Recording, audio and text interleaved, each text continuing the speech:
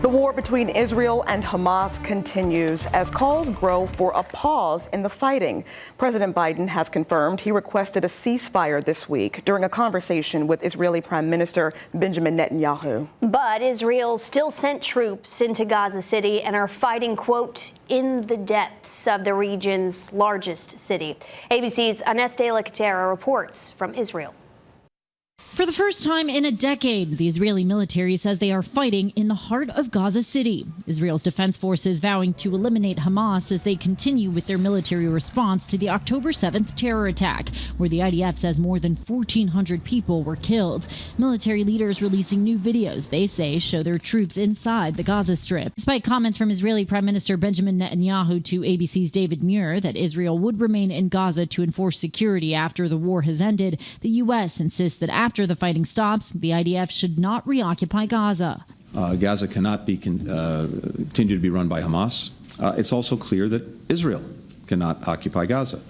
Secretary of State Antony Blinken speaking in Japan with his G7 counterparts, saying they all agreed a humanitarian pause is necessary and that Israel must protect Palestinian civilians. In northern Gaza, thousands of people attempting to flee during a 4-hour safe passage window.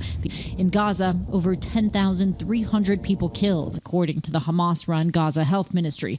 Among them, roughly 4,100 children. Palestinian kids living in fear, pleading for their lives. In this video provided by the Hamas-run Ministry of Health. We come now to shout and invite you to protect us. On the other side of the border, there is also grief. Families of the more than 240 hostages taken during the Hamas attack, including Americans, desperate for their loved ones' return. Tom Han thought his 8-year-old daughter Emily was killed during the attack on Israel last month, but the IDF recently told him she may still be alive. I know you can be strong.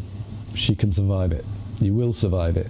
The website Axios reports a proposal is being discussed between the U.S., Israel, and Qatar, calling for a 3-day pause where Hamas would release up to 15 hostages. Hamas would then use the pause in the fighting to verify the names of all the hostages. The White House is not commenting on that report.